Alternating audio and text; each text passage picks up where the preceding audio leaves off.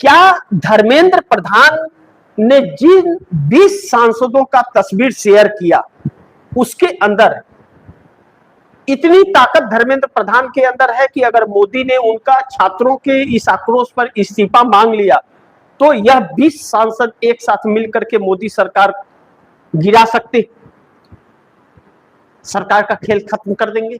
ऐसा हो सकता है क्या? पॉसिबिलिटी, उस पर हम लोग समझेंगे और चर्चा करेंगे।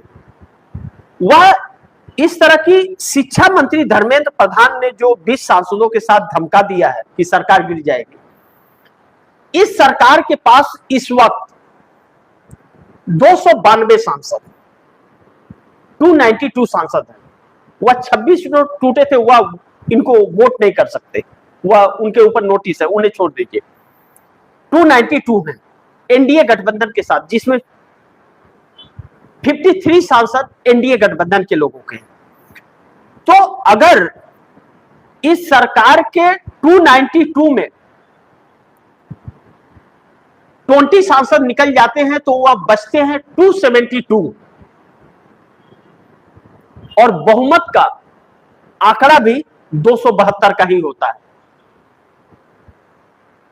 272 का।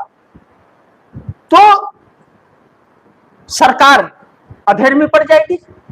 एक सांसद सरकार गिराने के लिए काफी होगा। और जो स्थितियां, मैं बहुत सिंपल तरीके में आप दर्शकों को बता रहा हूं, बड़े ध्यान से इसे समझिए। अब पेच फंस गया है और छात्र मानने के लिए तैयार नहीं, वह बिल्कुल कतई किसी भी कीमत पर आप सुनने वाले नहीं है। वह तो लोकतंत्र बचाने और अपने भविष्य को बचाने निकले हैं। वह तो सर पर बांधकर कि सरफरोशी की तमन्ना अब हमारे दिल में है, देखना है जोर कितना बाजुए कातिल में है, उसके लिए निकल चुके हैं वह पूरी तरह से। तो अब इस सरकार को देखिए, तो 20 सांसद धर्मेंद्र प्रधान के निकल गए तो यह सरकार 272 पर आ जाती है। 272 के बाद परिस्थितियां यह बन रही हैं कि उत्तर प्रदेश का भी विधानसभा भवन घेरा गया है छात्रों द्वारा। उत्तर प्रदेश की भी सरकार उसी कचरे में है जिसमें मोदी है। तो अनुप्रिया पटेल और जयंत चौधरी, दो सांसद जयंत चौधरी के हैं और एक अनुप्रिया पटेल के।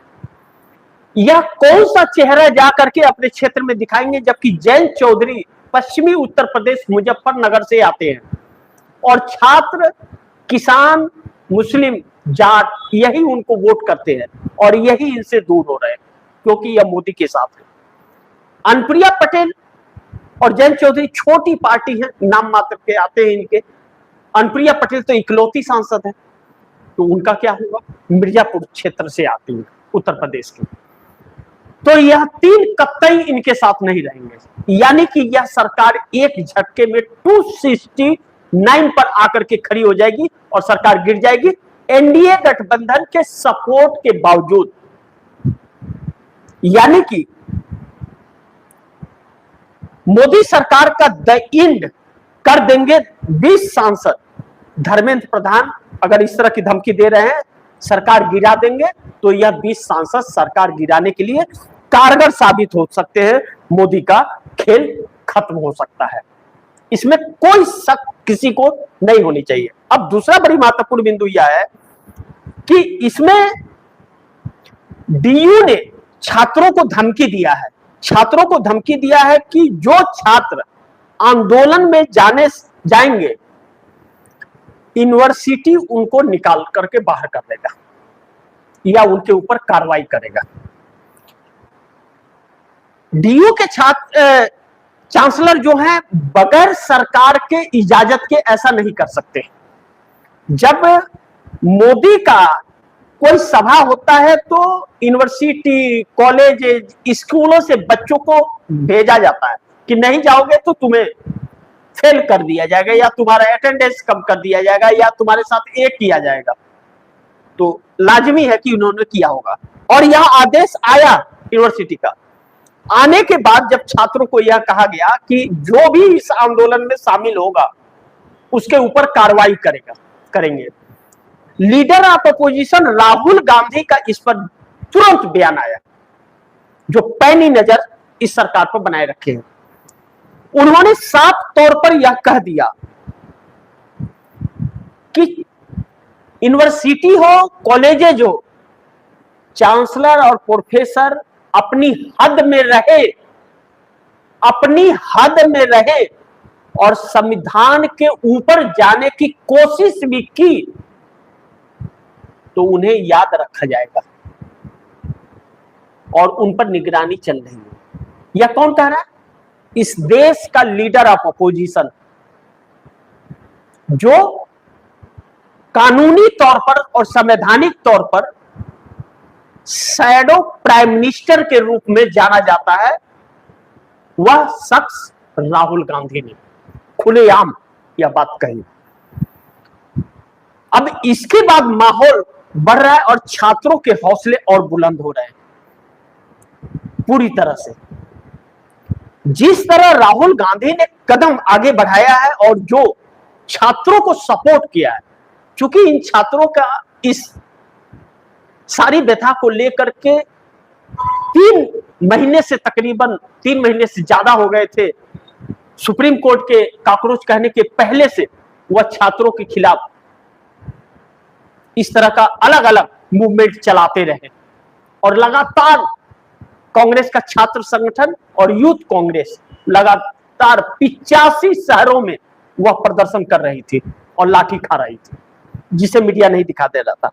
और दूसरा एक अहम बिंदु कि इस पूरे आंदोलन को इस देश की मीडिया ने ब्लैकआउट कर रखा है, लेकिन सोशल मीडिया ने जो कमाल किया है और जो कमान संभाला है और जो एक एक सच्चाई इस देश के पास और विश्व में जा रही है, विश्व की मीडिया भी इस बात की कायल हो गई और विश्व की मीडिया इन छात्रों के इस भविष्य को लेकर के चर्चा कर रही है अपने अपने चैनलों पर और अखबारों में।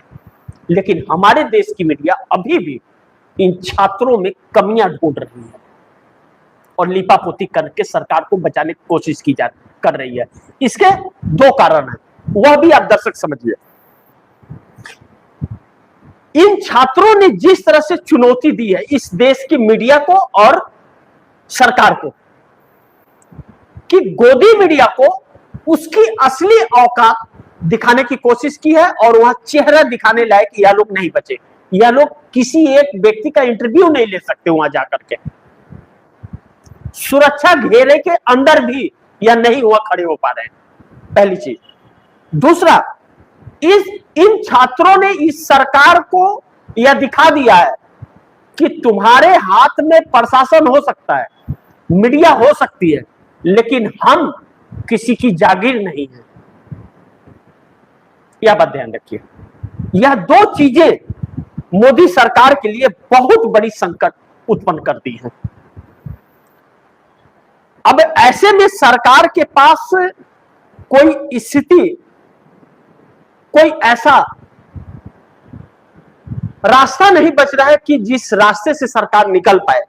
और इसी बीच जब इंटेलिजेंस एजेंसियां यह कहने लगे कि अब आप सुरक्षित नहीं हैं, तो फिर सरकार गिरने से रुक कौन सकता है?